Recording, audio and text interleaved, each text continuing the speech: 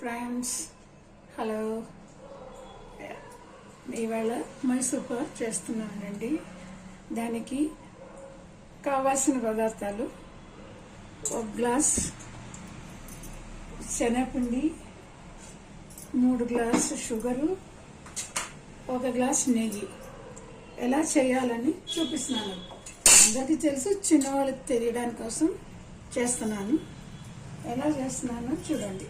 First stove వెలిగించి శనగపిండిని కొంచెంగా వేయించుకోవాలి. కొద్దిగా వేడి ఎక్కినట్టు వేయించుకోవాలి.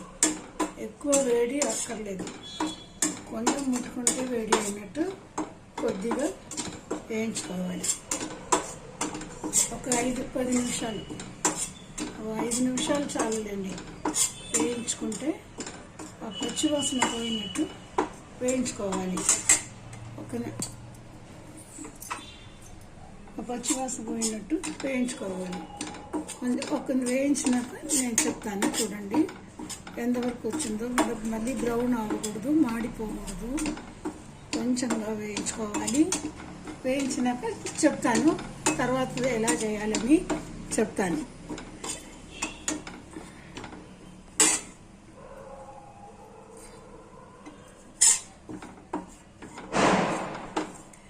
గిన్నె బాగా మందంగా ఉన్న గిన్నె తీసుకోవాలి. పల్సటి గిన్నెలు అయితే మాడిపోతాయి.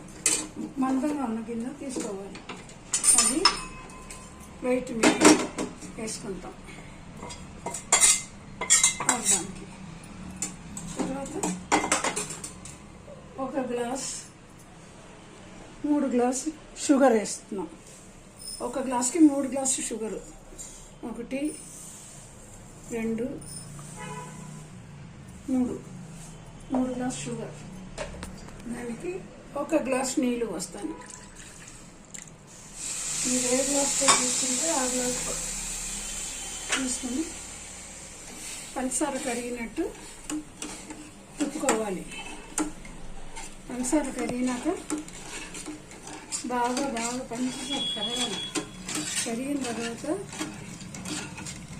ఎలా చేయాలనేది చెప్తాను. కొంచెం కరగనియండి.